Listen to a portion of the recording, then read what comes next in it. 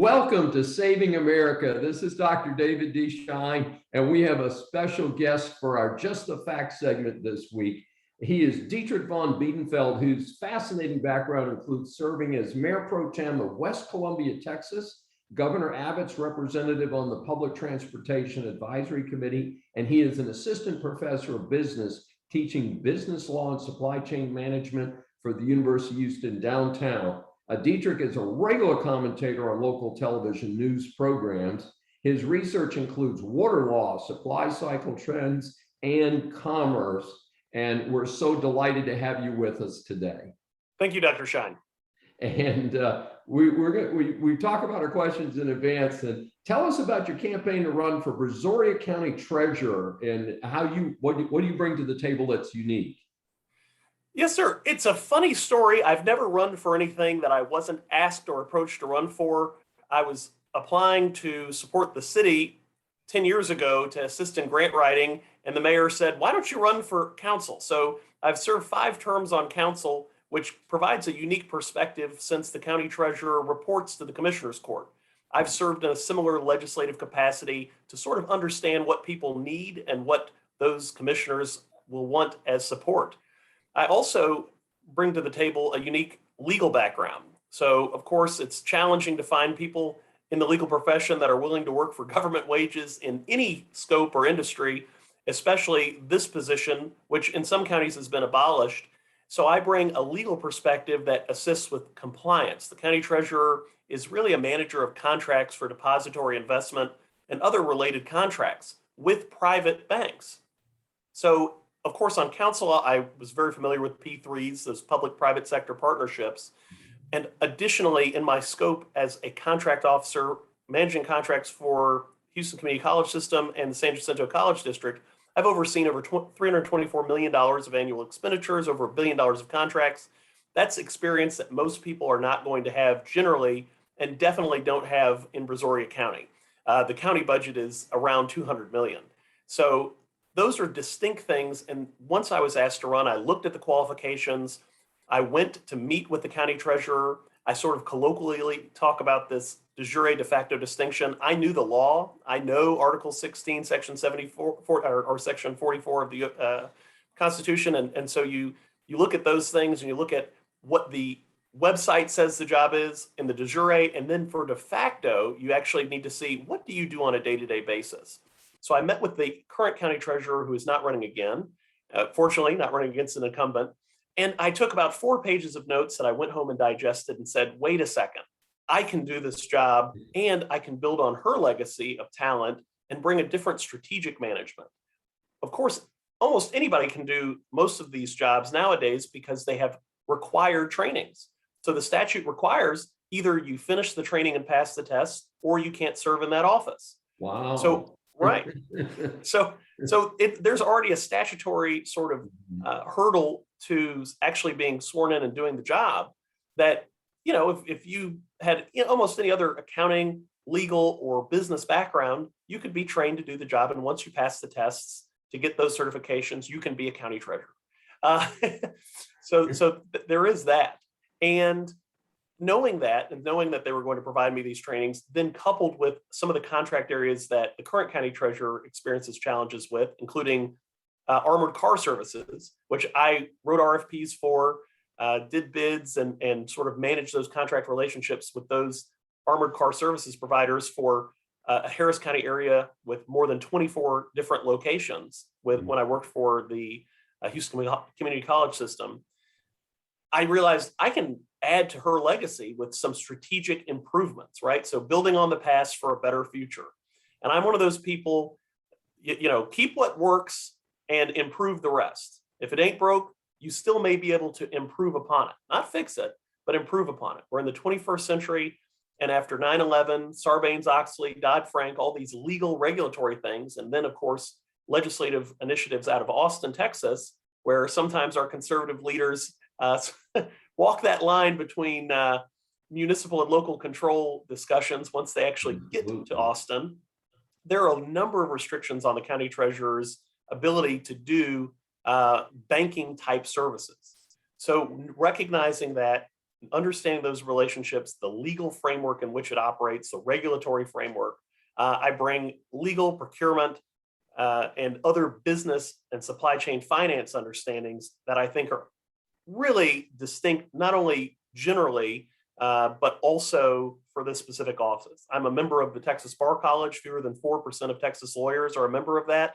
So I'm already in this sort of niche area of the profession and business community, plus the public service background with 10 years on city council that gives me that understanding of both holding elected office and then performing the duties of county treasurer better than anyone else. Well, that sounds great. And if I'd lived in Brazoria County, you'd have my vote. I live in the socialist controlled city of Houston, Harris County at the moment. And come on down. Yeah, it crossed my mind. I've actually been to West Columbia. You have a river in there, don't you? We do. Yeah, I brought my kids down there and water skied with my kids some years back. So it's a beautiful area. And let's ask you a little bit about one of your other positions, and among your many talents is the Governor's Transportation Advisory Council. And I wondered if you had any involvement with the what the Houston calls the light rail system. We have very limited involvement with that. Of course, if I had my druthers, the first thing to have with the light rail system would be to connect the two major airports in the Houston area. That's the number one thing you see in almost any other major city. You can at least fly into Bush and get to Hobby, or Hobby and get to Bush via some sort of directed rail or public transit system, and we don't have that. Most of our work is actually with bus routes. So we do have some involvement with transportation policy, but one of the things you'll notice if you get on the light rail in downtown Houston is a mask mandate. And that is due to federal fund involvement in controls. I see. You know, one of the things that frustrates me is I can actually see the light rail system. And my undergraduate degree is transportation economics.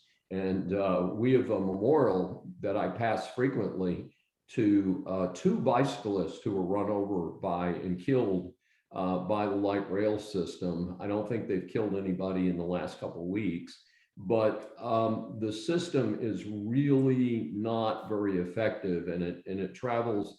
I'm near the original one, which I hate to tell you, but I call it the Lee Brown streetcar to nowhere, because he was mayor when this stupid thing was put in.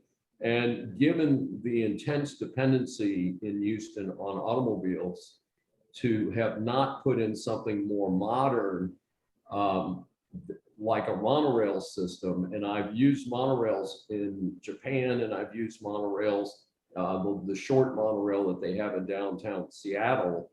I just think it's a real shame that they missed the opportunity to do something in Space City that would have made more sense. And speaking of the airport, of course, Houston Airport does have what we would call a monorail system. It's an elevated rail system that connects their terminals. Right. A lot of cities have tunnels under the airport to connect the terminals. We've done it in the air, and I just think we need to be more creative. And my fear is the reason this thing was built was because 90% of it roughly is paid by the federal government, isn't it? And that's absolutely accurate. And you say, we've got this money, regardless of the practicality of it, let's use it. And of course, I think that's opposite of our philosophies of fiscal conservatism. Absolutely. And it's a shame because it's all our tax dollars. And, they used to say that, men at work, and I call it the tax dollars at waste in big droves. Hey, I want to ask you about something that you do avocationally. I think I mentioned to you, my dad was career Navy, 28 and a half years in the U.S. Navy. In fact, that's part of my tie to Virginia. He retired in Norfolk, Virginia, which is, of course, Navy City, USA. And I understand that you do some work for our vets. Tell us about that.